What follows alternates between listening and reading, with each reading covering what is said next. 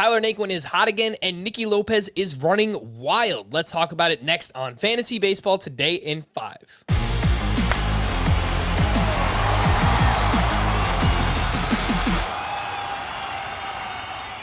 Welcome into FBT in 5. As always, make sure to follow and stream us on Spotify. Today is Monday, August 23rd. I am Frank Stanfield, joined by Scott White, and Tyler Naquin had 7 hits, including 3 home runs this weekend. 2 of those he hit on Sunday. He's 53% rostered. He's got 6 games this upcoming week. How would you rank Naquin, Scott, among a group of outfielders that includes him, Miles Straw, Brendan Nimmo, and Andrew Benintendi? Look, this isn't exactly murderer's row here, so I'm going to go ahead and put Naquin number 1, actually. I don't think he's terrible. Now, he did have a stretch of 3 months where he was pretty close to terrible, May through July. But he was great in April, and he's been awesome here in August. 7 home runs now after the 2-homer game Sunday, batting over 400.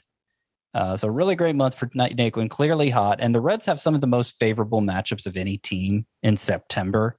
So I could see him finishing the year strong too. I think Naquin might be worth a shot again in 5 outfielder leagues. Yep. And you mentioned what he's done in the month of August. The strikeouts are way down. The line drives are way up. The matchups are good. Obviously, great home ballpark there in Cincinnati. Tyler Naquin, someone that you can look at. Again, he's 53% rostered. Nicky Lopez, over his last 7 games, has 11 hits and 8 stolen bases in a 7-game stretch. He is 18% rostered. The Royals play 7 games this upcoming week. Adalberto Mondesi, who?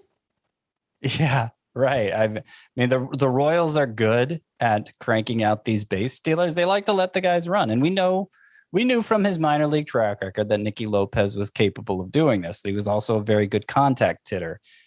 The lack of power kind of held him back early in his major league career, and we figured he was a lost cause. But since mid-July, he's batting over 320 now. So he's been showing us that contact ability and definitely showing us the base stealing ability. He's now 18 for 18 this season, and somebody who, provided he continues to hit well down the stretch, he could make a big impact in that category over the weeks that remain. And that's a little goes a long way in that category if you're looking to make up ground. Let's rank the best waiver wire starting pitchers that are rostered in less than 80% of CBS leagues. Tristan Mckenzie put together another masterful performance this weekend. 7 innings, 1 run, 8 strikeouts. And over his last 8 starts, he's got a 3.49 ERA. Vladimir Gutierrez, another strong performance. He has 6 straight quality starts. Touki Toussaint has a 3.69 ERA in 7 starts since being recalled. Cal Quantrill has a 1.50 ERA over his last 8 starts. And then Josiah Gray didn't pitch this weekend, but I'll throw him in here because he's only 76% rostered. Scott, how do you rank that group? Tristan Mckenzie, Vladimir Gutierrez, Touki Toussaint, Cal Quantrill, and Josiah Gray. So Mckenzie clearly number 1 at this point. Last 2 starts, he's given up a combined 3 hits while striking out 19. The control has been way better since returning from the minors. There was a major problem early on. And he's showing that dominant form he did in 2020 again. Maybe even better than that. Second, I would put Touki Toussaint second.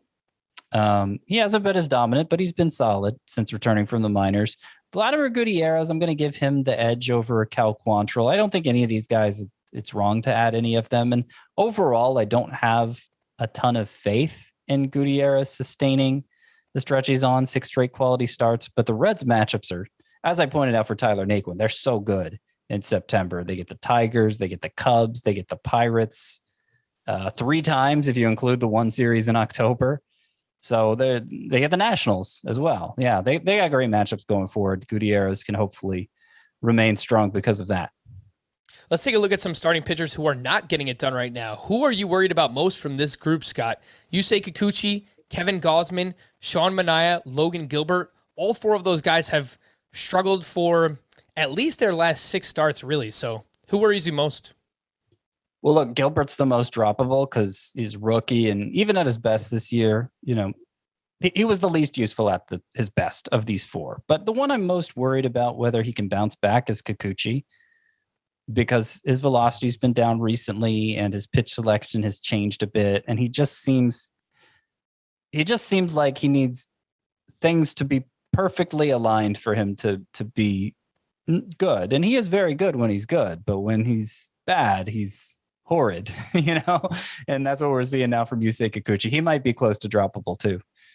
Yeah, over his last 8 starts, Kikuchi has a 6.69 ERA. The walks and the home runs have been a real issue for Yusei Kikuchi. For more extensive fantasy baseball coverage, listen to the Fantasy Baseball Today podcast on Spotify, Apple Podcasts, Stitcher, your smart speakers, or anywhere else podcasts are found.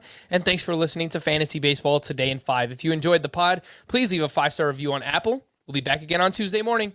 Bye-bye.